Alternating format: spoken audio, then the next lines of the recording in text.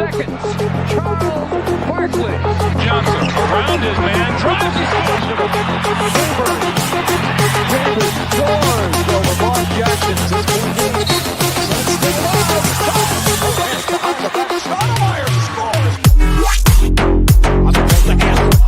rejected. What a defensive effort that time. Crowder looking for the alley. Kevin Durant breaking out here. For the long one, won't get it. Long rebound. Finds Booker. This is good.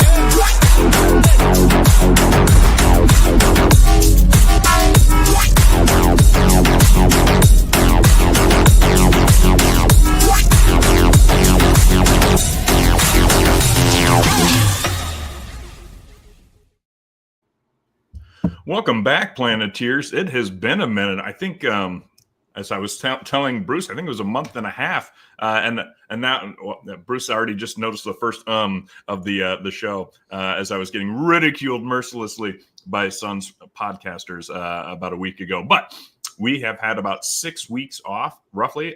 It's been busy. I got married. I got a new job, and Bruce, what have you done? What have you accomplished in that short time? Watching this team and dealing with this team, I guess, fizzle out, fizzle in. I don't know. There's just been a lot really going on with the Phoenix Suns, man. Obviously, maybe not much concrete news, just a lot of like rumors and discussions revolving around the team. But now that they've gone through with their head coach, now that they've gotten their GM kind of really settled, things are going to start to pick up. And I'm glad that we can be back on here to kind of discuss and break that all down with everyone. It's true. Bruce has been chomping at the bit to break down some Brian Gregory news. Who? Jordan Ott. Don't know him. So we're very excited to be able to finally give Bruce the opportunity. You'll notice we're a man short today. It's Kevin's birthday. And so, Kevin, wherever you're at, if you're going to stop by, you're more than welcome to. But I'm sure he's enjoying a nice steaming bowl of spaghetti, his favorite go-to. Absolute. You know, I still remember being a little surprised when he told us last time it was his birthday, and I was like, "Oh, what do you have?" And he's like, "Spaghetti. I will be having lots of spaghetti." And I'm like, "It's not my go-to birthday treat, but hey, you know, everyone's different." And he gets a heaping bowl of spaghetti, so good for him. Carbo loading, getting ready for the next trip to the beach, I'm sure. So happy birthday, Kev, and you're more than welcome to stop in if you get a free second. Yeah, happy birthday to Kev. I definitely texted him today. I think he said it was going live at 12 o'clock because it is midnight over there for him. So I'm sure there's some sort of celebration going on right now for Kev and his family. So happy birthday to Kev. I think he's in the chat. So happy birthday, man. Awesome. Well, so we've been having an NBA playoffs that we chose not to participate in this year. Bruce, let's just be honest. It was not a can we, it was we know we shouldn't. What have been some of your takeaways from the NBA playoffs so far? That the Suns would not be able to compete with any of the teams that were in the Western Conference. Regardless. It would have been brutal. It would have been absolutely brutal. It just wouldn't have been fun. I like that the finals this year are two smaller kind of teams, smaller conference teams, smaller market teams, however you want to put it. Indiana is just really fun, exciting basketball. Obviously, as a Celtics fan as well, watching them play against the Celtics last year in the Eastern Conference Finals was fun, but seeing them this year kind of make it back to that milestone and then once again get over that hump, beating the New York Knicks was really cool. And stealing game one on the road in Oklahoma City was something that I don't think anyone had any idea on was going to happen. I know personally, me going into that fourth quarter, I had already kind of counted the game out. Then once they started coming back, I started tuning back in, and then I was just enthralled with the way that it ended. So once again, never can count out the Indiana Pacers. Very fun, very exciting team. And I don't know, man, if they do win this NBA championship, if there's some way where they can beat this Oklahoma City Thunder squad, because I still think the Thunder are going to win. If there's some way that they can win this NBA championship, it's going to be viewed as one of the most underdog type finals, I think, since the 2011 Dallas Mavericks. That's a great comparison, actually. They better not win because my money is already on the Thunder to win the series. But I will say this. I've been taking the Pacers to cover, and I didn't need it. I didn't need them to cover in the first game. They were giving away 10.5 points at tip-off. And I was like, have you guys not been watching these Pacers play? Hold on. I just realized I've been looking at the big screen like when I work. So I'm going to switch over here and talk right to the Planeteers, right to your soul a little bit. Apologize about that, guys. I'll go to the smaller screen here. But, yeah. Has nobody been watching these Pacers? The clutch team in the playoffs. I mean, it looks like the other team forgets how to play offense during the last 4 minutes, and all the Pacers do is continue to get bucket after bucket. I would be shocked, though, if they continue. The Thunder only lost one game against all Eastern Conference teams in the regular season. I just don't think the Pacers have enough firepower. But I will say this. I feel like the Suns would be closer to modeling the Pacers formula at this point in their trajectory than the Thunder. We don't have a war chest of first-round draft picks to haul through, and we don't have studs at just about every position. But we do have a couple good players, and maybe if we take one of these good players and trade them for, I'll be honest, I'll say no-namers. If you're a Pacers fan, you probably love Aaron Nesmith. You probably love Bruce Matherin, and you probably love Aaron Nebhard. These names sound like people that live in Indiana. That it's just like that's who they are. I've never heard of them outside of the Indiana Pacers. I see them in the NBA 2K game. I see that they are good, not great players. But what we are seeing in these NBA playoffs and now in these finals is those are very good role players. That Aaron Nesmith game where he was just knocking down deep three after deep three against the Knicks totally swung that series, in my opinion. It should have been a New York Knicks series. There goes my sister-in-law. Should have been a New York Knicks series. They were up big in that first game, and they lost it. And after that, there was no coming back from that one. No, I completely agree. Aaron Nesmith played for the Boston Celtics, was drafted there initially, so I've had some time actually to watch him and understand him. And that was one thing I wanted to see with him was finally get to a spot where he could actually develop his offensive game, because behind guys like Jaylen Brown, Jason Tatum, and even when they had Gordon Hayward on those rosters at those times, there was so much wing log jam that they couldn't have a guy like Nesmith even develop. And he was able to do that on Indiana, and you've been able to see him be one of these really impressive 3-and-D wings for this Indiana Pacers team. You know me, Jake, I always talked about Obi Toppin. I wanted the Suns to go out and trade for him at the trade deadline. Now I'm seeing what you were talking about with Obi. He's had a fantastic Obi turned into a playoffs. big man. Yes. Like he was always tall, but he's been eating that Indiana local cuisine. Corn? I think they eat corn like I do out here in Iowa. But yeah, he is a stout fellow, but he still moves very fluidly. Yeah, he can move very fluidly.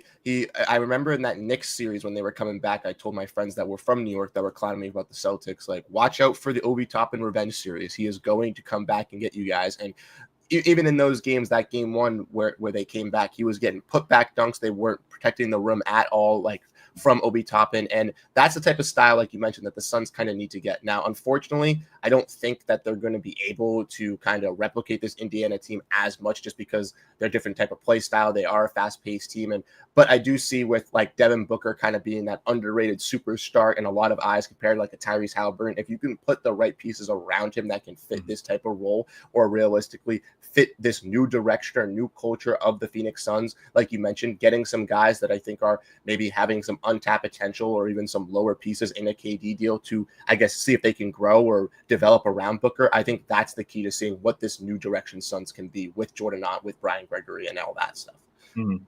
Well, before we leave the this year's current NBA playoffs, there's been some hot takes on the playoffs from yours truly, but also I would say there's been some obviously big surprises. Can you tell us what happened to your Boston Celtics? So yeah, they unfortunately got into some injuries. Obviously, Jason Tatum getting injured. Jaylen Brown was playing with a torn meniscus throughout the entire playoffs.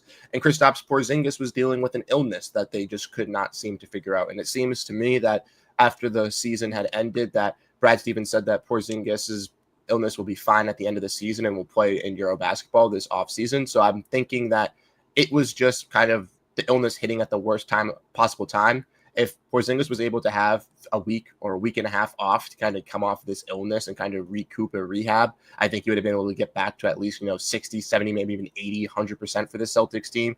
But for the fact that the playoffs obviously are, back to back every single night, and the Celtics didn't have much rest from Orlando into that New York series, it was very difficult for a guy like Kristaps Porzingis to really get underneath himself to be able to take that next step for the Celtics. And guys like Drew Holiday were playing with injuries. It was just a tough scenario for Boston. Ultimately, they now, this playoffs have a difficult decisions to make because Jason Tatum is now out for what it seems like is going to be all of next season with the torn Achilles. So with that being said, they have to shed some salary and kind of decide what moves they want to make. That's where the conversations around this team of Jaylen Brown or Derek White have kind of really sparked, but I don't necessarily think stuff like that's going to happen. I think it'll be a Drew Holiday, maybe Kristaps Porzingis, and who knows? Maybe the Suns and Celtics get involved in a trade with Kevin Durant using one of those names. I don't necessarily know if that's the right thing for the Suns to do. Drew Holiday, Bradley Beal, I'm ready for it. Let's send Brad for Drew, and we'll call it good. You guys need a scoring punch. We'll take a defensive first guard. Seems fair. I remember people saying, I think you were one of them actually. You were pretty high on Luka's Lakers. The Warriors had a little bit of steam showing up into the playoffs, and Jimmy buckets, but then obviously Curry went down as well. That's the name of the game is can you stay? It's not just who's got the best players, are those players healthy, as we've seen only too often. I still remember, was it 2 years ago that when the Suns got bounced in the playoffs, or was it 3 that the rumor came out later that they may have all actually had COVID, and that they were all that's why they're all just dog tired, and that's why they couldn't. Yeah. And I was like, it seemed like an excuse, but who knows how everyone is obviously differentiating from it. But what has been your hot take? We talked a little bit about this. Do you have any hot takes? Anything that should shake up the Planeteers and say, hey, I wonder if Bruce is doing okay. He's got a wild take here. Well, what's your wildest take from this playoffs? Wildest take from the playoffs. I think that the Lakers with Luka and LeBron are close. We're close enough to, I guess, compete for a championship. But I think their late season success and kind of the dominant effect of them being a 3 seed really threw off everyone on their perception of how good this team could actually be in this retro scale. Obviously, Bron getting older in age. Luka, still a solid offensive creator, but not the greatest defender. They still need scorers and a big man around this team. Now, this offseason, they will look to go kind of do that and, I guess, fill out that market and kind of get better. But I feel like a lot of people were high on the Lakers, including myself, kind of going into this postseason just because of the bigger names. And I know when you look at playoffs, you kind of talk about experience sometimes, right? So like Luka making the finals last year, LeBron obviously being one of the best, if the best NBA player, making the finals, winning all these championships. You would think with that legacy, they'd be able to kind of get back there. But I don't know. Maybe next year with this strong Western Conference, it's even more difficult for them to kind of get back to that promised land in the West. For me, before I get into the wild take that you already know about, I would say NBA head coaching. We've seen it for quite a while. Somebody wins Coach of the Year, they get dismissed the following year. Something along those lines, where it's how much does coaching really matter? In these NBA playoffs, I was equally shocked that Tom Thibodeau was dismissed after taking the Knicks the farthest they had been in 25 years, was it? In addition to that, the Denver Nuggets fired their head coach right before a playoff run where they take the Oklahoma City Thunder to 7 games. That was pretty impressive, in my perspective, that the Nuggets were able to do that.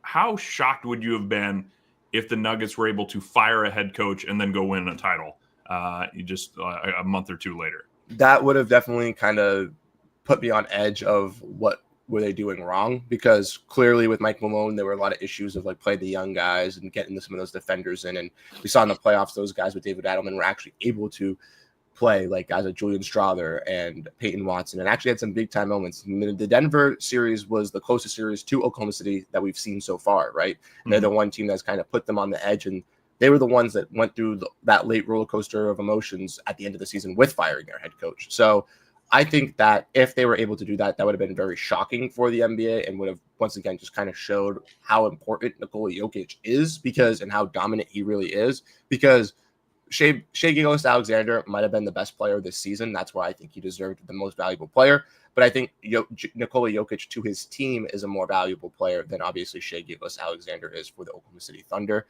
And I think that Jokic is probably the best player in the league still at this point. So with how demanding he is with the basketball and how much he controls for the Denver Nuggets. So I would have been very shocked if they had won.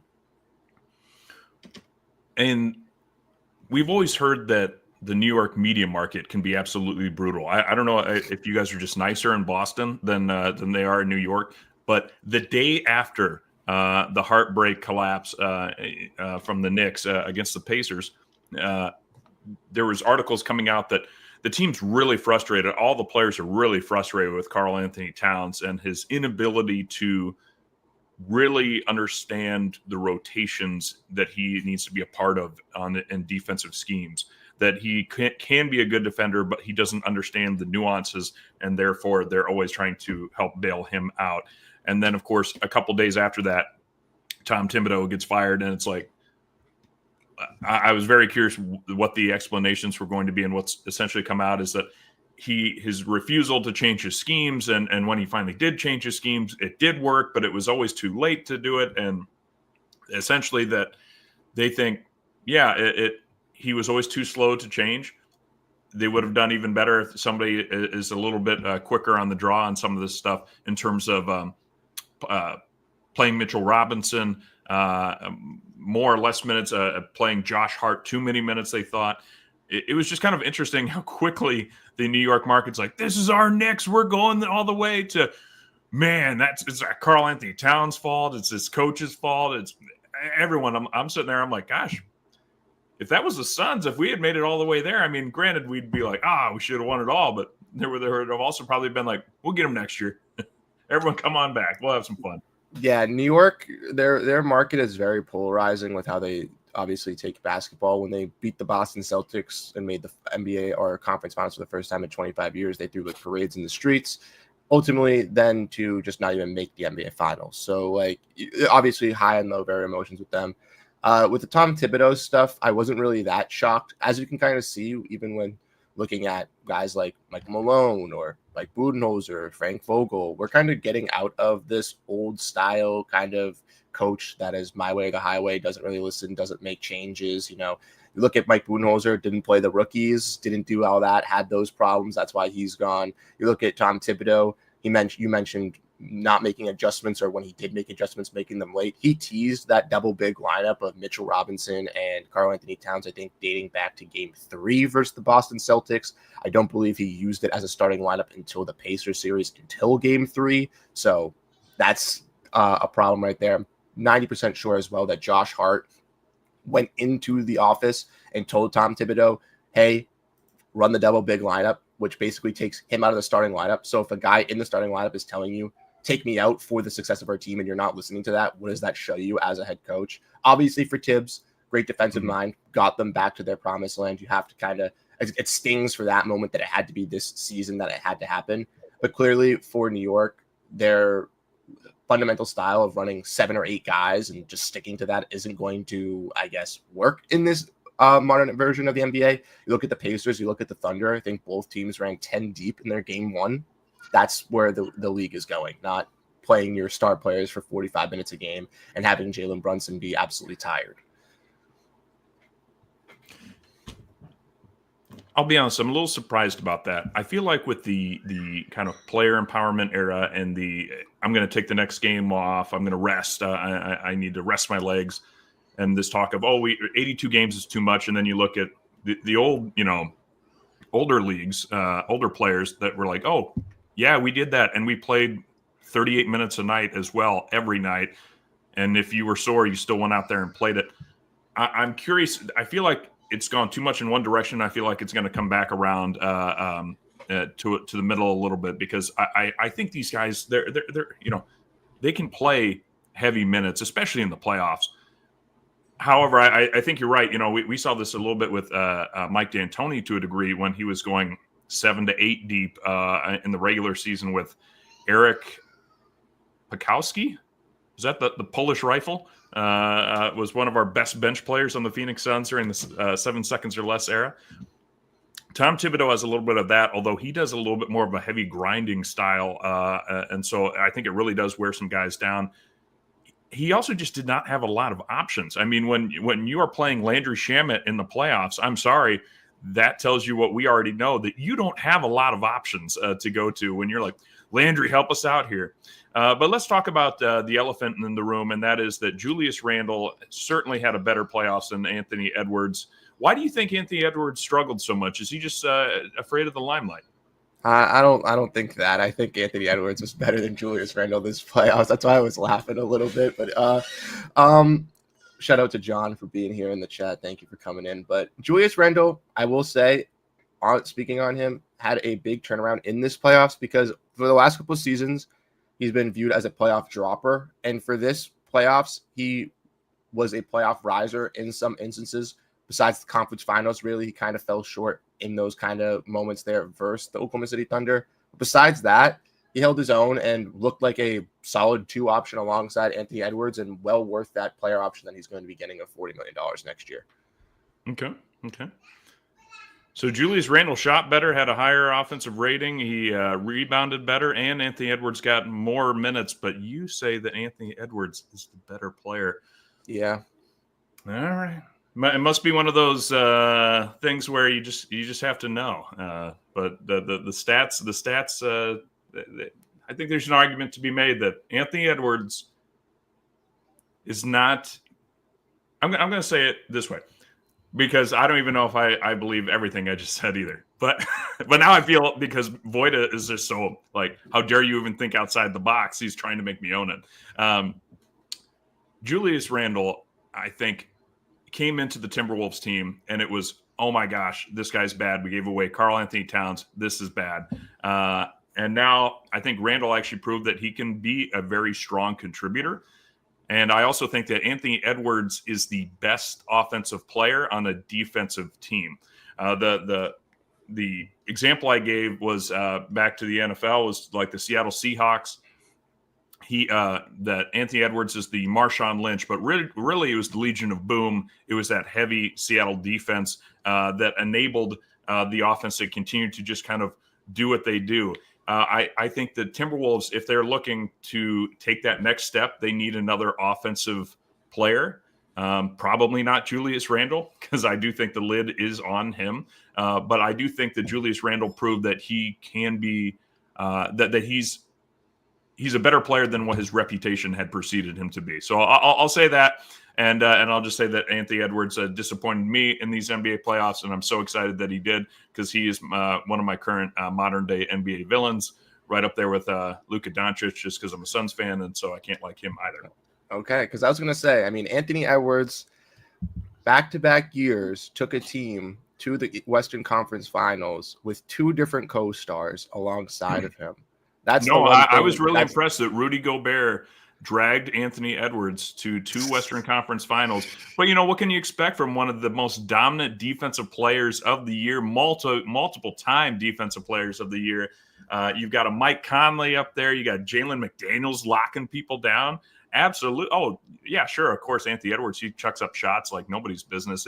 Somebody has to score the basketball at the end of the day. But that defensive system, sir, very impressive. Very impressive. All right, let's get back to the Suns before, actually we grew our numbers. So I think our numbers have gone up in terms of viewership on that take. So I'm gonna do that a little bit more.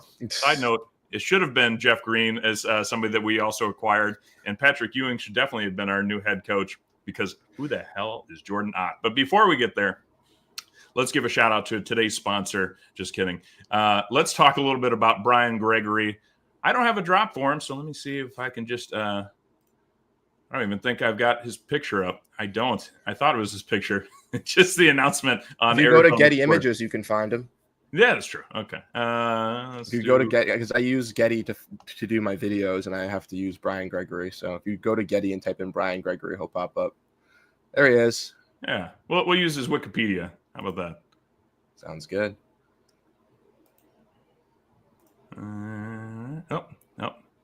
There we go. Hold on. Everybody's favorite part of me podcasting. This is why I miss having the premium account. It was a little bit smoother. That's Brian Gregory, everybody. And tell us a little bit about Brian Gregory, and be sure to start with his Michigan State ties. Go Bruce. So Brian Gregory went to Michigan State, worked in player development, was a head coach for the Dayton, I believe it was, and another program at South Florida, which I can see right here. Right. Thank you, Brian Wikipedia. Gregory. This is the nice thing with Brian Gregory, right?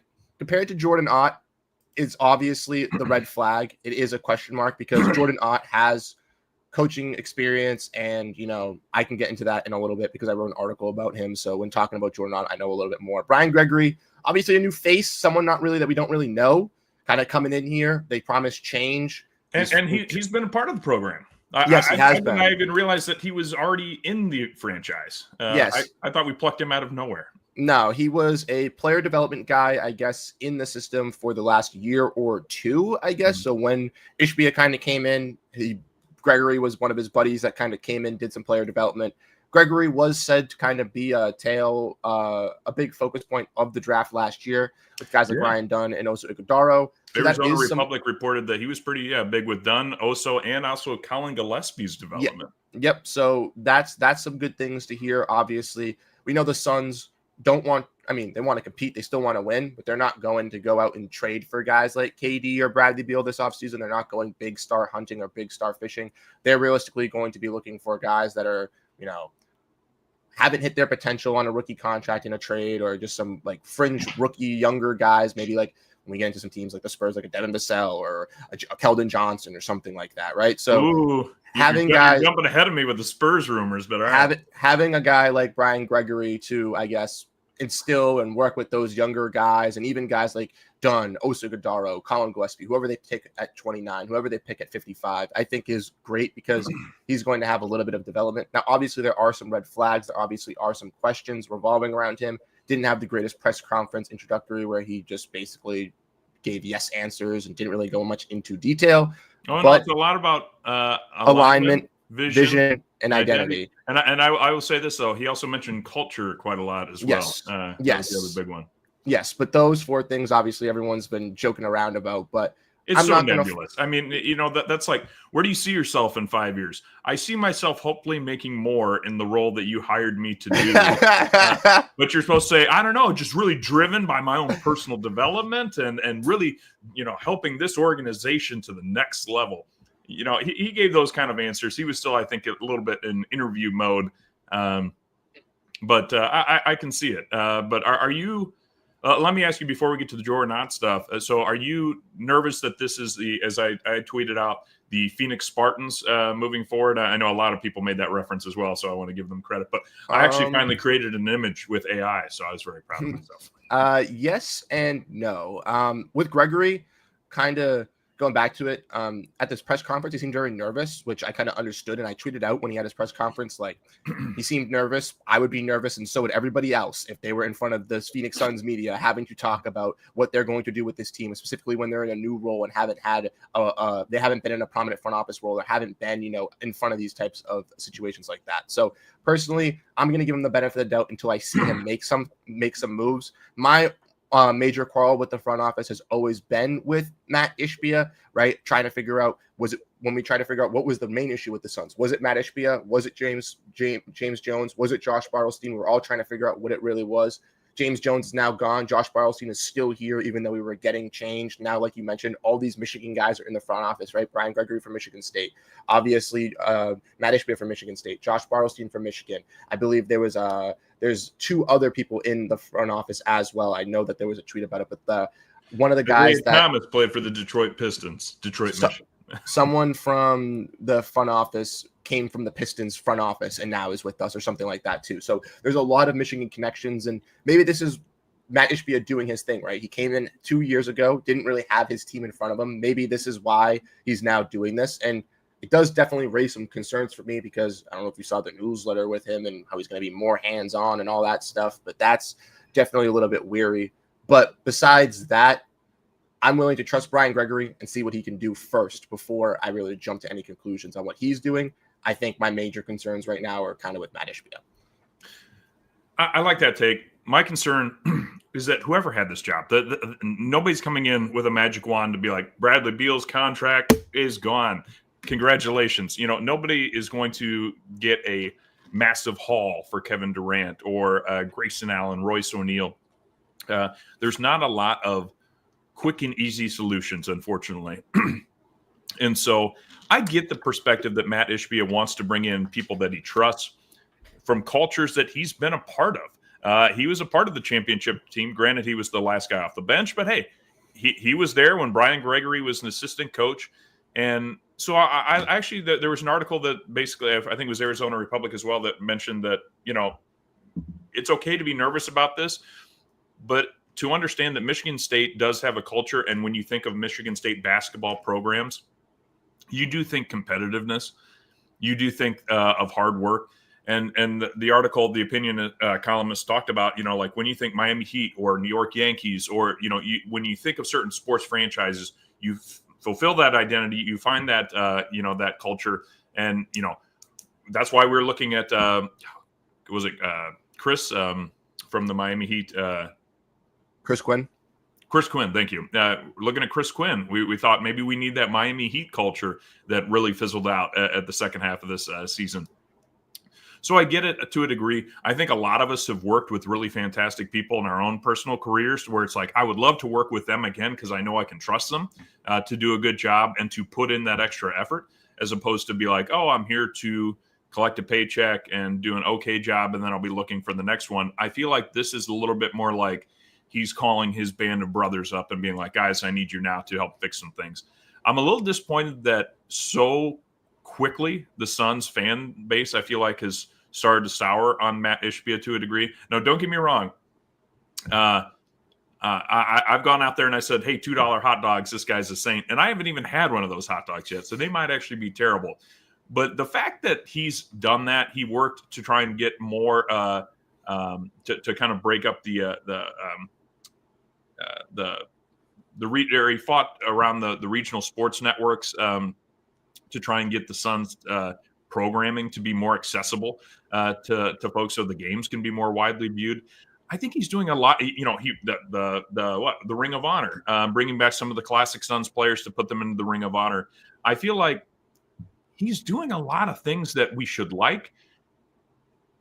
And yes, he's calling in some of his buddies to kind of like, hey, I trust you to run this better than the random guy that hasn't been working out. So yeah, as you said, I want to give him the benefit of the doubt. Brian Gregory has spent a lot of time in basketball.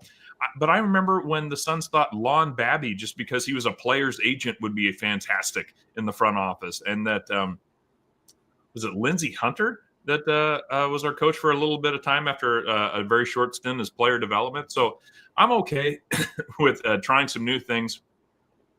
And I just think that, we got to give them the benefit of the doubt here. Let's see what they can do. It seems like if it's more like, hey, kind of rally around the flag of Michigan State, maybe they'll put in a little bit more effort to try and do a better job. That's what I'm hoping for here. But the problem is we were so close. NBA Finals, record amount of wins the next season. Getting Kevin Durant, we thought now's our chance. Window's closing. Window has closed for this era. We can retool. I think we can get competitive again, but it's not going to probably be this season, and that's okay. But that's kind of my guess, and that's kind of what I think Voida had kind of implied in the chat. The Suns fan base is soured because the Suns fan base is sour. I think it's because we just thought we were so close. Now's our chance, and now we feel like we have to maybe not start from the very bottom. My new job actually had me out in Utah about a month ago. You want to talk about there are some diehard Jazz fans that I ran into, and the conspiracy theory that there was something that happened to prevent Cooper Flagg from ending up in Utah is strong. It is strong. And I think they ended up getting like the 5th pick. Yeah. Like Utah is pissed. So we're not as bad as Utah. We're not as bad as, I would say, the Philadelphia 76ers, who are like, does anyone want Paul George? We might take Bradley Beal. I don't know. They might be willing to do that. They do have a couple of good players, Tyrese Maxey, Jared McCain, and Embiid when he's healthy. But Embiid's not going to really be healthy much more moving forward. And you've got Paul George's contract. So it's a tough time for some other franchises. We still have a Devin Booker. And at the moment, we do have some good pieces to trade out or to kind of assist with him. Even though I'm a little frustrated with him, Royce O'Neal, Grayson Allen, I still feel like are quality pieces that, as you pointed out a lot during our shows, we couldn't probably play a Beal and a Royce and a Grayson because there's too much kind of going on there when we need more of like a Ryan Dunn type player in some of those minutes. But I think other teams are going to want that, that kind of player on their roster. Like a Grayson Allen, I still think should be sought after, especially how much he can scorch other teams from the 3-point line. Royce O'Neal, a bit streakier, but a little bit more defensive minded. I think there's going to be some quality folks that there are quality pieces to send out. And so what we're going to see is Brian Gregory hopefully instilling that it's going to be kind of us against the world. And I think they got to kind of build that mentality because we quickly became the NBA villains by trading out our homegrown talent for Kevin Durant and quote unquote trying to take that shortcut to the NBA finals. Shortcut has now been closed off. We got to build back up. And so now we have a chance to, I think, kind of get excited about this team a little bit more and hopefully get more of those hustle pieces, those I want to show you I belong here type pieces. Whereas a Beal and a Durant and Booker know they belong. They know they'll get paid somewhere. So it's a little bit more challenging to be like, oh, why is that guy not diving for the ball? Because he's Kevin freaking Durant. He doesn't have to do that anymore. So I'm ready to see that culture shift and that alignment. And if it's Michigan State, that's okay. Michigan State's a pretty successful college program. So any other thoughts on Brian Gregory? Yeah, lastly, just as I'm seeing on his Wikipedia page, from 1985 to 1988, Gregory attended the University of the Naval Academy, where he played on the Navy team that featured David Robinson, the Admiral, who advanced to the Elite Eight of the NCAA tournament. So I'm just saying Rick Richards is ready to take the Knicks. Brian Gregory, the alignment here for him is he has a basketball brain. He's not just some nobody, right? He's played basketball. He's had some coaching experience, maybe not front office experience, but yes, like you mentioned, Michigan State has a great culture. In the early 2000s and 2010s was more dominant than I think it has been in the later 10s and 20s, obviously. But even last year, I believe they made an Elite Eight appearance in the tournament last season. So very, very solid stuff. I'm excited to see what Brian Gregory can do.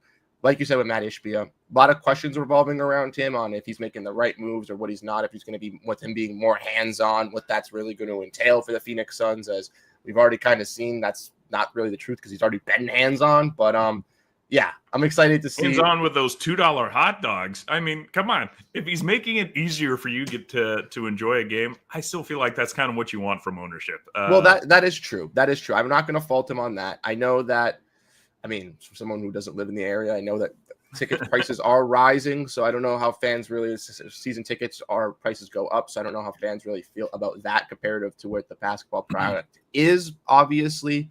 But hopefully trying to go to a game next season, depending on how the team looks and throughout the year, how the tickets are valued. If I can get there for a $2 hot dog, I can tell you that's way better than TD's $20 chicken and fries for three chicken tenders and fries.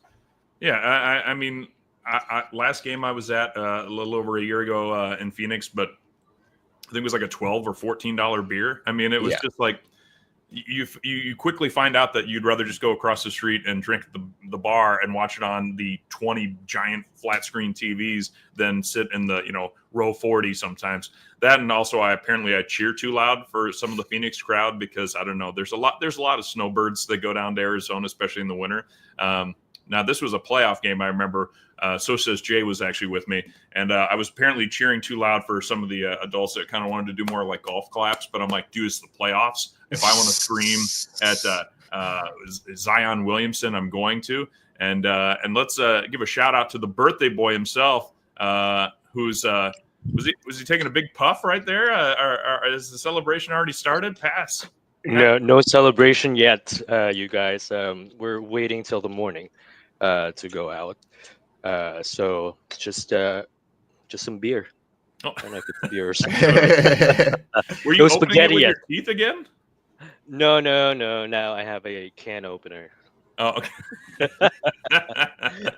What just got by. What age are you now? 32. 32. Although I All was right. like 40. Do you think the Suns will win a title before you are 40? AI said probably the year's 2029 is when we're going to capture 2029, a 4 years from championship. now. I like it. I like it in theory. Well, sir, you are just in time to discuss you oughta know. Jordan Ott. Yes, I came up with that one by myself. No one helped me on that one. There was no pirating going on. I just decided that song needed to be brought up for Jordan Ott. But Bruce, you've done some research on this guy, and I think he's got some Michigan ties. But again, tell us a little bit more why you're probably less concerned about him than like a Brian Gregory. Yeah, so there are a lot of things that I really do like with Jordan Ott, and there's been a lot of articles, a lot of news coming out revolving around Mr. Ott over these last couple of days. As everyone is going to know and kind of really talk about the Michigan State ties, he went to Michigan State as a grad student, but was and not there overlapping with Brian Gregory, was there in the 2010s when Gregory was there in the early 2000s alongside with Ishbia. So there's no linkage there. Jordan Ott, as a assistant head coach, has worked for multiple teams. He worked for the Atlanta Hawks as a video coordinator first, starting off, which most assistant coaches start off at, and he worked under Mike Budenholzer, which could raise some red flags. But once again, like I mentioned, Jordan Ott coming under Budenholzer's tree doesn't mean he's going to be a Budenholzer tier guy. And if Matt Ishbia and Brian Gregory talked that bad about Budenholzer at the end of the year press conference, I don't think that they're going to hire a guy who's going to do the same things in Jordan Ott once this team, right? Do you think you're ever going to make adjustments? No, the players will have to adjust to me. I do not have relationships with any guy named Yusuf Nurkic. Yes, exactly. Jordan Ott kind of is the complete opposite of that. When Shams came out with his report, he was known as a guy with good player relations, communication, and offensive and defensive schemes. Now, from Atlanta, he went on to Brooklyn, where he worked with three assistant head coaches throughout that year. He under three head coaches. He worked under Kenny Atkinson. We worked under again in Cleveland this year. He worked under Jack Vaughn, and he also worked under Steve Nash. And Steve Nash was one of the ones that gave him a very, very solid point of approval, as Gambo reported this at when Ott was hired, that he said he was a very solid offensive head coach for his staff. Then after the Nets, he went to the Lakers to work with Darvin Ham. Obviously worked with LeBron and AD, and then now went back to the Cleveland Cavaliers and led them alongside Johnny Bryant and Kenny Atkinson to a 64-win team, the best team in the Eastern Conference. He's also known for having the development alongside big Evan Mobley this season. That was his task, was to bring out Evan Mobley, and as we could all see, Evan Mobley won Defensive Player of the Year, was one of the league's top young bigs, and is looking to be one of the league's top young bigs over the next couple of seasons. So with the Suns being rumored and interested in wanting to get a center this offseason, regardless if it's the draft, regardless if it's in a trade, regardless if it's free agency, I think a guy like Jordan Ott is key for that, because I think he can do something similar with a potential piece like in Evan Mobley if the Suns can find it. We all know that the Suns are linked to Kevin Durant trades. Maybe they want a lottery pick. Get 14 from San Antonio, get 10 from Houston, take a center right there, have Jordan Ott build that new center, develop him like he did with Evan Mobley, and then boom, now you have someone to work in a pick and roll, pick and pop, whatever, alongside Devin Booker, which was a clear issue that the Suns realistically had this last couple of seasons. Not to mention that Jordan Ott across the league has gotten very high praise from all the other assistant coaches that he has worked with. And I watched Locked On Suns yesterday with Brendan Clean and Ben Garcia, and they mentioned that in their episode that basically no coach has a pinpoint if he's an offensive coach or a defensive coach. They don't know which one he is, which I think is very good for the Phoenix Suns, because not only were their defensive issues a major problem, but their offensive issues and how they ran an offense was also a problem. So regardless of the Michigan State ties, regardless of everything, I want everyone to realistically turn a blind eye to that, because he has coaching experience, has great recognition around the league, and players like people in the Valley that have high reputation, Steve Nash and even Devin Booker, stamped the approval of hiring a guy in Jordan Ott. It's not something like it's a guy like Budenholzer, or Frank Vogel, or Monty Williams, a guy who's had a shot in the league. This is someone that's deserved a shot and is finally getting their opportunity, and I think is going to make a key impact for the Phoenix Suns. And that's what I think a little bit kind of like with Brian Gregory potentially, although I see him a little bit less so than Jordan Ott, that maybe Jordan has a bit of a chip on his shoulder because he maybe feels as though he should have risen to a head coaching rank before. And now he gets a chance to come in and run a storied franchise of we win a lot, but we don't win it all. Can you get us over the hump? And plus, we'll give him some good players. It's not like he's in a total rebuild mode.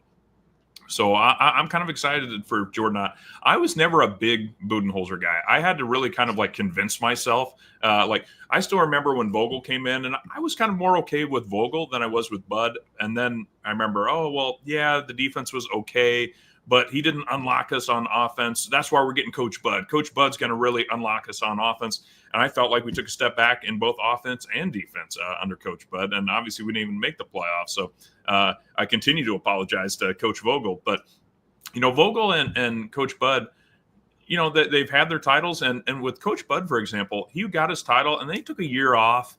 And, I don't want to like assume for the guy, but I think he's doing just fine doing things the way he wants to. Whereas you get maybe a young, hungry assistant coach that's like, hey, I deserve a shot. I've been doing this for a long time. I'm very good at what I do. Let me show you how good I can be.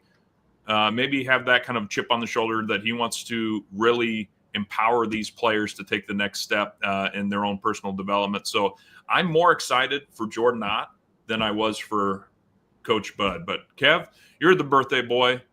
What kind of spaghetti do you think? Do you think he would like Parmesan on his spaghetti, or how do you think Jordan would like? I like to think that he likes to have cheese. He's a cheese guy. cheese guy. But no, I came in here unprepared of all these things. My intention was just to say hi to you folks and to the chat. Well, you're still here though. I was not gonna. I'm here, so all of this won't matter until or as long as Beal is on the team. So that's what I'm gonna say. Oh, don't steal King Nacho's thunder. I'm empowering King Nacho right now. You're the Jordan Ott to King Nacho's Evan Mobley. No, well, like I said, I'm a little less concerned about the whole Michigan ties at this point. But again, maybe they all get to bond over beer and tell some war stories of days up in Michigan. But I think these are obviously very professional people that have spent a lot of years around basketball, and they know what it takes. Brian Gregory is a very productive coach at the college ranks, and Jordan Ott has been a part of some very talented teams as an assistant coach. I was leaning more towards the Chris Quinn, and of course, as all the Planchers know, Patrick Ewing deserves a shot, and apparently Patrick Ewing is ranked like third best odds or fourth best odds to get the New York head coaching job. So fingers crossed. But we'll see. Any other thoughts on Mr. Jordan Ott? And how much do we need the I don't know drop for next season? I was going to say, I do you know what an otter pop is? That's what I kind of called him. And with the Valley, I feel like that'd be kind of a cool nickname for him because it is so hot over there with those. So I don't know about that. Yes. But I believe his introductory press conference is on Monday. Yes. The 10th, right? Yes. So that will be also very interesting for Suns fans. It's at 3 p.m. for you guys in Phoenix time, 6 p.m. for me over on the East Coast. But yeah, will be a good time to kind of get some more information, hear from Jordan Ott. Hopefully for Suns fans, he has a better press conference than Brian Gregory did. I'm sure he definitely will because he has that experience. But I'm very excited to see what he can tell us, and we'll get some inklings maybe on what he wants to bring to this offense, bring to this defense, kind of archetypes he's looking for, and who knows. With the Suns being active on the trade market, even if it's not a big name player, maybe he tries to get someone from Cleveland that he's had some experience with as well to bring over to Phoenix, either coaching wise or player wise. That's another key, I think, to look at. Mm-hmm. I did also like that Brian Gregory in their initial press release of announcing his hire said that, Jordan Ott, he shares our vision of establishing a team identity rooted in toughness, accountability, and a systemic approach to the game. And that the other line was that, that Jordan said, it's a privilege. And my goal is to build a culture that across all levels, from coaches to players to support staff, will work hard every single day. So we've got the culture, we've got the communication, we've got the identity, we've got the alignment, and all things are falling into place. So I'll be very curious how many times alignment and culture are brought up. But again, I don't think that's necessarily a bad thing. I think as Suns fans, we know that those things all do need to improve. I think it was just more that it all seems to be being said from Michigan people. So it's just like a little bit of like, we want to see a little bit of a snap out of it and talk to us like real people type approach. Yeah. I also want to see them see what they do with those players and see what we get. Once I feel like middle of June really hits, once the offseason kind of goes underway, hopefully we get through this Kevin Durant trade. Hopefully we get through this Bradley Beal mess that we're dealing with. The Suns can have a little bit more optimism and outlook on what they could potentially build in for this roster to really build around Devin Booker, not only for this season, but also for the future. Because like you kind of mentioned, Jake, earlier on, I don't see the Suns jumping to a top 3 seed in the Western Conference this year, regardless of the moves they make. I don't see them jumping to the 14th or 15th seed in the West, but I see them being around where they were last year, maybe a little bit better. Even if the record doesn't show it, at least they're not dead and rolling over at the end of halftime. Mm-hmm. They're at least competitive in the second half and giving you guys at least some entertaining basketball to maybe even give you a game winner coming back down 10 or 12 like the Pacers have been doing in the playoffs. Maybe that's something we can see. That felt like we couldn't do at all this last season. If we were down 18, that was the game. Yeah, we'll bring it down to 9 or 8, and then we'll let it go back up to 12, 13, 14. Yep. With as much firepower as we had, it was always sad to watch. Well, real quick, I know we're going to talk a little bit about Kevin Durant, but I did think it was interesting. The latest news that has come out that apparently all the final coaches were asked, what would you do with this guy? Hi, my name is my name is my name is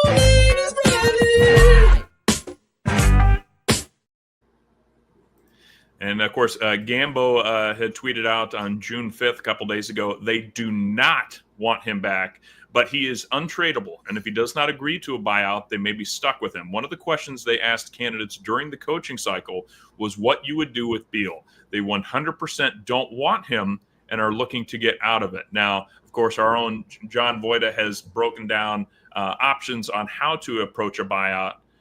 So I'll do just a real quick one because I know we want to talk a little about the KD trade rumors. But what do you guys think in terms of, I mean, obviously we know King Nacho wants him to resign, right? Maybe just a slightly more competitive salary. But, you know, Beal is untradeable. And yes, the salary cap should continue to go up. But the whole buyout would have you paying Bradley Beal a lot of money for a long time. I'm more in the camp, hate to say it, of waiting until he can potentially rebuild any amount of value and then seeing if he might be like, let him play this season and then see if there's a team that's going to be rebuilding this. Like, we'll take him because he's an expiring contract and that he might just say, okay, I'll go there. So I'm more in the bite the bullet and try and get through it because we're building an alignment. We're building a culture and an identity. But what do you guys think? Are you guys more in the find a way to buy him out? Or are you guys in the different camp? Let's start first with Bruce so Kevin can read more about it. I was going to say, King Nacho wants to extend him. So yes. I think that's kind of extend him or expel him. It's got to be one. I know Nacho brought up that there was a rumor that Charlotte wants him. I did see that. I don't think that that's going to happen once again because Gambo has said that he is untradeable. I don't even think that Beal would want to go to Charlotte. Like, let's trade him for LaMelo. He wants a warm weather city. Charlotte's nice, man. Charlotte's yeah, nice. But I also that don't ocean see breeze on the coast. I don't see. I mean, I could see that, but I don't see Charlotte having really a direction. Also, if you are trading Bradley, Charlotte, they never have a direction. Exactly, and if you are trading him to Charlotte, you're going to be getting Miles Bridges back, and once again, there's the Michigan State ties once again with this team. So the alignment would finally be here. I'm very much avoiding that situation, but I think it's a tough question. I think if you're the Phoenix Suns, ultimately you do have to buy him out. I think that with the ability of how the fans and how he has been reactive and how he's treated, I hold all the power and I have the no trade clause and all this stuff. He's acting like he wouldn't have been traded by Matt Ishbia to Utah or Brooklyn if he didn't have that no trade clause last offseason to get Jimmy Butler. That would have happened, right? So I think for Bradley Beal, I understand he likes living in Phoenix. He likes having his family there. I understand he doesn't want to leave. But for the best of his family and for the safety of his family, even though I don't even live in Phoenix, I know that people are going to, if he is back in Phoenix, we're not Boston, man. His family's not going to be able to go to games. They were people that were breaking his bobblehead, that were cursing at his family last season, saying stuff to his wife. Yeah. There is not this is not going to blow over well for Phoenix if he does come back. Now, can he play a role for the Phoenix Suns if they were to allow him back? Yes, a backup point guard. But is he worth playing a backup point guard at $50 million? I don't necessarily know. Like you bring up, Jake, the point that I think makes the most sense for the Suns is trying to hold out for him because even next season, if he's untradeable, it's only a 1-year buyout, and it's only $50 million compared to this $110 million. Yeah. So it can save the Suns a lot more not only in how much they're going to have on the cap bill actually being bought out, but also the extension period as well for those 5 years. I think it will be shrinking to around 3 because it's only a 1-year deal. Mm-hmm. So that could also be key for the Suns, who once again already had guys that they stretched and waived that they couldn't trade, and Nasir Little and EJ Liddell that were on the roster. Thank you. Yeah, the little Liddell. Don't forget that. You know, it's funny. I had to be reminded of that, and because I go through. I know it's obviously not the most statistically accurate simulation, but through NBA 2K, and I was always like, why is it taking me so long to be able to try and go after like a max contract player in franchise mode? Oh, because the Suns are continuing to pay people to not be here, not just in the coaching front, although we're going to be doing that for quite a while as well, but also EJ Liddell, who I don't even think he got to play, right? He just showed up and then we cut him. He was traded for David Roddy because the Suns wanted to save money and had too many wings. And Liddell tore his ACL in the G League the year previous with New Orleans and barely played. So he was just someone that they were just trading for to get less money on, and they were looking. And he was like a minimum contract anyway, right? Like that's not. But the concern was more Nasir Little. We put a decent amount of money into his contract, and nothing like Bradley Beal, obviously, but the fact that potentially paying Beal and Little and Liddell this season, it just I would hate to be 2 years down the road in this kind of retooling. And just being like, oh, it would be great if we could add another good player to Booker's team. But we're currently paying people to just not be here, to just not show up to work. So, Kevin, what do you think? Are you more like, hey, just get him out of here? It's not safe for his family. Send him to the Filipino League. Where are you coming from? When Bruce said that the safety for his family, I was like, "Are we threatening him now?" But what are we doing here? But no, I'm on. He's so nice though, too. Like that's the hard vibe I get with like him and his entire family. I truly believe that he's a good person. Although the comments that he makes kind of makes it a suspect. But yeah, I mean, I'm in the side of just buy him out. If Ishbia doesn't mind like paying, just buy him out. Because if you're gonna sit him at home, and tell him to just sit back, relax, then he's gonna lose all. I mean, if there is still value in his contract, but if you let him stay at home, you're gonna lose all the value that he still has. And well, that's why I think he's still a good player, right? He's just not available enough. And with this team, with Booker and Durant on it, and it sounds like Durant's going to be going. We'll get to that here momentarily, but there's just not enough room to go around. Not enough shots to go around for these guys. I mean, just buy him out. That's the best case scenario, and you don't want this guy playing as well. And he knows that the organization hates him, the fans hates him. It's just gonna spread a lot of toxicity, in the locker room. So just buy him out. Mm-hmm. You don't want to Jay Crowder him and send him home? That's what I was thinking. The Jay Crowder. I mean, of course, Beal is higher. Basically with compared to Jay Crowder. So I still think you can get something out of him if you trade him. But the best case scenario right now is to just, let him go, let him walk. Well, you know who we can get something out of? They go to Kevin Durant. Out to Durant. Here's his three.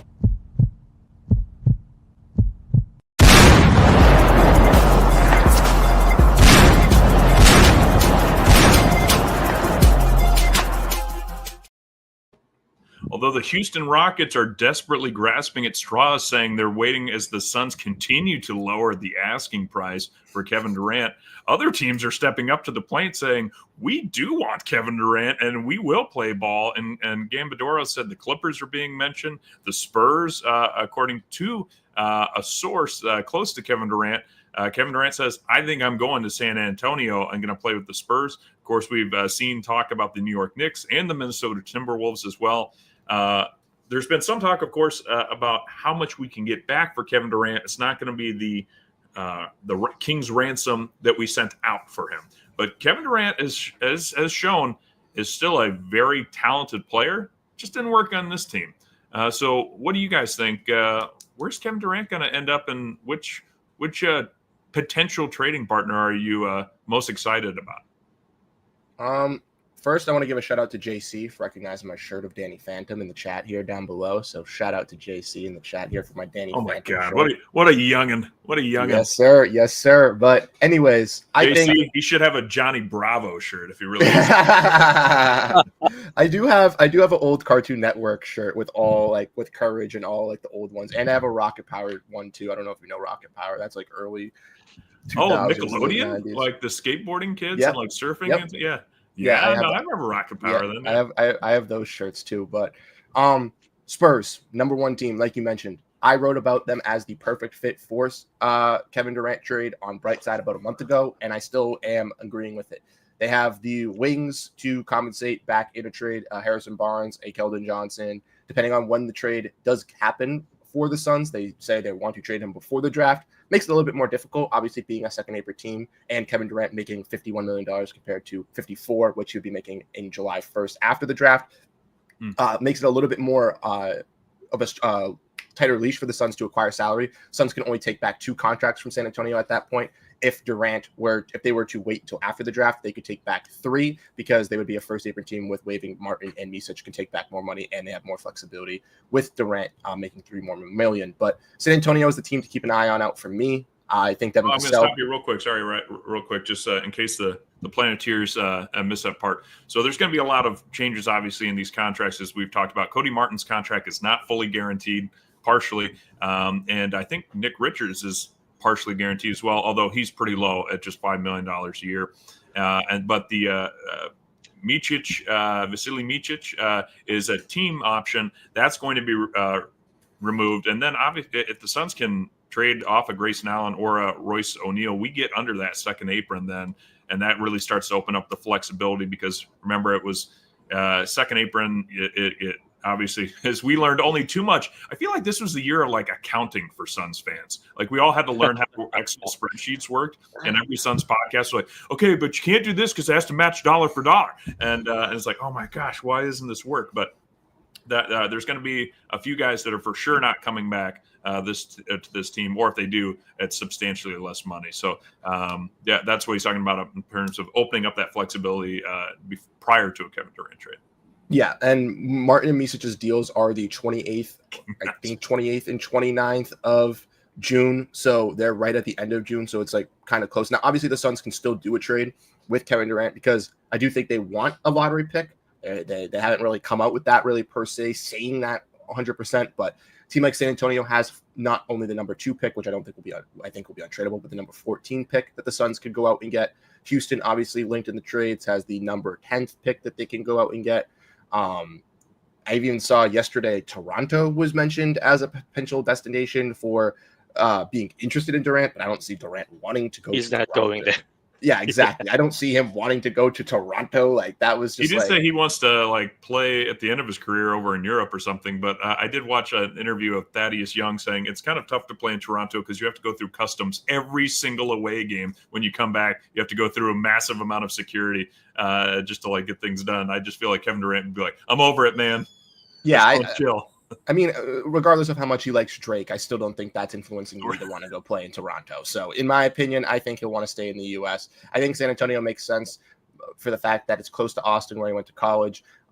Never played in Texas, and I guess when you look at Kevin Durant and his legacy, he's trying to, I guess, do something on his own, right? When we look at Kevin Durant, he tries to make that impact. He tries to, I guess, be that shining star, right? Mm-hmm. And going to San Antonio or going to Texas is something that LeBron, Curry, none of these other superstars, Jimmy Butler, none of these other guys has really done so far. And I think going to a team like San Antonio, one that's a historic franchise and a legacy franchise, will be another, a good point on Kevin Durant's resume if he is to win a championship and can win a championship there. I think that will kind of overcloud maybe some of his Warriors championships that fans still maybe have a hatred towards these days. Well, and we saw when Wemby went down with his, was it like a blood clot concern? Yes. Yeah. And that they expect him to be 100%, but there's been some chatter about, okay, we don't know what Wemby's shelf life could potentially be. We have De'Aaron Fox in here now. We have a lot of good young pieces. Should we try, like Wemby is fantastic. Like he's scary good. De'Aaron Fox is very good. Adding a Kevin Durant and getting rid of some of these young pieces, which you just don't have enough minutes and positions on the court to be able to play all of them. Do you start swinging now for a player like Kevin Durant? I like it. I'm more excited. I'm now more of a believer of that idea than the Houston Rockets trade scenarios, which they've obviously been like. The Houston Rockets have been weird this offseason. They're like, oh, we've actually always liked Jalen Green, and we never were interested in Devin Booker. And man, they're about ready to give Kevin Durant to us for peanuts, and it's amazing. It's like, Houston, nobody's believing you right now. You're a liar. And there's other teams that will come in and prove that you are. But Kevin, what do you think? Clippers, Timberwolves? What do you think about Anthony Edwards, the second best player on the Timberwolves, teaming up with Kevin Durant? No, I'm not going to comment on the Anthony Edwards. It's just going to look. I'm just going to look like a hater anyway. But I'm with Bruce in terms of San Antonio being the perfect trade partner for the Suns for Kevin Durant. I like their guys, the potential guys that are going to get sent to Phoenix. But the question, do you think you could get a pick out of San Antonio for KD? I mean, he has like 1 year left in the contract. I think if he sounds like he'd be willing to re-sign. So, and that's going to be what all these teams are going to ask is like, hey, can you give us at least 2 years after this one? I'm guessing. So like a 3-year deal. I think you could get one. Some of these teams, I think you could get two potentially, depending on what they're sending out. Like, obviously, if they're sending us like a Harrison Barnes, Harrison Barnes isn't going to do a whole lot for us at this point in his career. So I think you could get one for sure. And then depending on what other players they send out, Keldon Johnson's kind of one of those players that I feel like is good, but is never going to get much better than where he's currently at. So I would think that you could for sure get the number 14th. Is that what it was, Bruce? That's pretty average. It's lottery pick, but I mean, in this draft, it's everyone's kind of talking about it being a 2-person draft with maybe some quality after that. But 14, that's hoping that there's a lot of quality after that. You think we can get the Suns could get a good? Sorry, go ahead, Kev. You think we could get the Devin Vassell out of KD? Yes. So for KD for the Spurs, the only contracts that I tested it out, the only contracts that can be traded are Devin Vassell and Keldon Johnson before the draft. Or not Keldon Johnson, Harrison Barnes, excuse me. So it'd have to be Devin Vassell, Harrison Barnes, and the 14th overall pick. I know that San Antonio also has other future capital that's not just theirs in draft capital. They have other teams' first rounders, other teams' second rounders, and who knows? Maybe they're willing to trade an extra one of those to Phoenix as well, added on top of it. Maybe they're willing to get a third team involved to send them their pick back, and then they send the Suns a different pick so the Suns could get a little bit of a higher value. I know that I think it's the Wizards have the 2026 swaps and the 28 and the 30 swaps for the Phoenix Suns on their firsts from the Bradley Beal trade. So if you can get Washington involved to kind of get your 26 first back, then that would also be key. So then you have not only this year's first at the 14, but also with next year's as well, depending on how you finish in the regular season. Vassell, I think, would be a solid piece alongside Booker. I think there's some inequalities, obviously, with playing the same position, same skill. But the one key thing is that Vassell is young. He can still grow. He could still be used as a potential another trade piece in another star deal down the line. And also, he doesn't make a max contract. He makes $30 million, which, if you look around the league, is like a quality starter type contract. And I think that he can live up to being that type of player with the Suns or across the NBA. So I don't think the Suns are going out adding an albatross of a contract. Barnes, feel like he'd be more of a role player for the Phoenix Suns coming off the bench, kind of a 3-and-D wing. Maybe if they see a vision with him continue to grow, they bring him back. But they could use him as a trade chip at trade deadline as well to get even younger. There's a lot of possibilities with that. And at 14, there are some guys that I think the Suns could draft that could really help them. One of them being Thomas Sorber. I think he'd be a great big man for the Phoenix Suns to go out and get, and someone that could be a very similar Evan Mobley type build for Jordan Ott. I'll just say this about Harrison Barnes. I thought he was like 36, 37. He's 33 years old. It's prime. Yeah, exactly. I mean, yeah, kind of. He just, he hasn't been quite as good as he used to be, Right. But he can still give you like, buzzer beaters, game winners. No, for sure can. Well, let me ask you real quick. So you guys didn't at all kind of question, wait a minute, what about Kevin Durant to New York, get Karl Anthony Towns back, then we convince D'Angelo Russell to show up, and then Booker finally gets to play with his buddies just like he predicted years ago in that interview. No, I don't want No. another player that doesn't play defense. So. Yeah, if Jalen Brunson and Karl Anthony Towns didn't work with Tom Thibodeau's defensive scheme, Josh Hart, Mikal Bridges, and OG Anunoby around them, I don't know how Devin Booker and Karl Anthony Towns are going to work with Ryan Dunn as their only defensive wing. If it was Kevin Durant and to OG Anunoby, I wouldn't have any complaints. Yes. Well, I will say this in terms of as we look to close up the show, that I kind of hope that I know you guys said buy out Beal. He's not wanted here. Sounds like a nice guy. Let him go be a nice guy somewhere else. I kind of hope that he gets to stay here for at least another year. I'm worried that King Nacho will have nothing to contribute to these conversations without a Bradley. Or you know what he might be able to do? He'll be like, as soon as we buy him out, then he'll be able to talk about the amount of money we're paying him not to be here for years to come. Actually, so maybe not. Maybe King Nacho does have a long-term plan. You know what? Nacho will find another Bradley Beal. Exactly. Yes. When the news drops, regardless if it's a buyout or a trade of Bradley Beal, King Nacho have to hop on this pod. I think so. I think we need it. You know what the best part would be if we find out that King Nacho actually is Bradley Beal, and this whole time he's just been like, I hate myself. The Valley doesn't like me. And then we'll just be like, Bradley, we didn't know you were so much fun. It's just a theory. Could be wrong. That's the case that I got Bradley Beal as one of my biggest supporters. So I mean, I'm all for it. Oh, God. Well, all right, guys. Hey, it's been fun. Fun getting back into the swing of things. I appreciate all the Planteers stopping by. Kev, tell us a little bit more about your birthday and where people can find you. Yeah, it's just going to be a simple celebration. Me and the wife is going out. We're going to go out tomorrow, just a cup of coffee. And then in the afternoon, we're going to have dinner with my kid, just to wrap things up. On this special day, but I'm near the end of my. I've never heard somebody sound more low energy about their own birthday. Then we'll wrap things up. We might even have a cup of coffee. It's 12 midnight, but it's 1 a.m. You guys can find me at I am Kevin PS. All right, and you're going to be doing some post game content here soon, right? Yeah, I'm going to do Indiana OKC post-game. The sensual salute. Yeah. All right. Yeah, we'll be back next season, and it's going to be better. All right. Bruce, where can they find you?